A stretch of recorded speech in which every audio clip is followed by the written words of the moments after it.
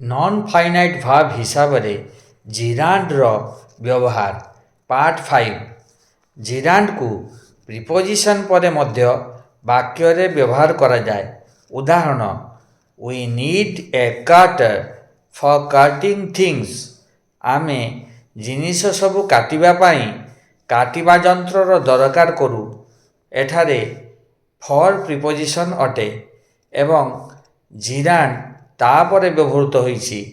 The MVI fined the driver for driving fast motor vehicle inspector अधिक जोर रे गाड़ी चालना पाई चालकों को फाइन कले।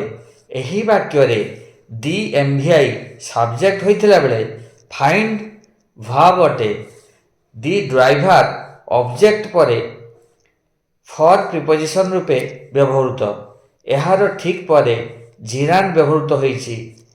ही locked the door before going out बाहर को जिबा पूर्व से कबाटटा बंद करदेले। एही वाक्य रे जिरांड गोइंग बिफोर प्रिपोजिशन परे बसिछि। सेही भली जेउ सब भार परे ऑब्जेक्ट बा अन्यान्य बसी प्रिपोजिशन परे जिरांड व्यवहृत होई पारे सेगुड़िक र उदाहरण तले प्रदत्त हैला। They were punished for coming late एठारे पनिश भाव परे फॉर प्रिपोजिशन बसी जिरांड व्यवहृत होइछि। You won't pass the exam without doing hard work तुम्हें कठिन परिश्रम बिना परीक्षा रे पास करि परिबो नाही। एही वाक्य रे पास भार परे विदाउट प्रिपोजिशन बसी जिरांड व्यवहृत होइछि। ही डिलाइट्स इन टीजिंग अदर्स से अन्य मानकु थट्टा करिबारे आनंद पाए। एही वाक्य रे डिलाइट भाव परे इन प्रिपोजिशन बसी जिरांड व्यवहृत होइछि। पुणी केतेक वाक्य रे भार परे एडजेक्टिव सह प्रिपोजिशन बसी जिरांड व्यवहृत हुए। उदाहरण he is fond of reading novels से उपन्यास पढ़ा को पसंद करे। एही वाक्य रे इज भाव अटे।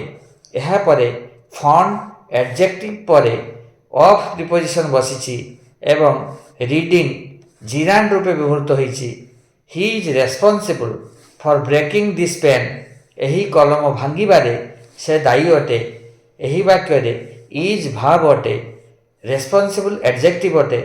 एहा परे फॉर प्रिपोजिशन बसी ब्रेकिंग जिरांड रूपे व्यवहृत। आमे नाउन बा प्रोनाउन बा पजेसिव को जिरांड पूर्व व्यवहार करि परिबा। उदाहरण ही डिसलाइक्ड मी वर्किंग लेट से मते डेरी रे काम करूथिबारु घृणा करंती घृणा कले। एही वाक्य रे वर्किंग जिरांड पूर्व मी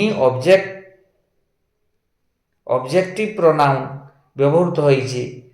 मु भाबुछि आपण माने जिरांड व्यवहार बुझीगले। जदि प्रथम थर पाई मो चैनल को विजिट करुछंती तेबे दया करी सब्सक्राइब लाइक और शेयर कर दियंतु।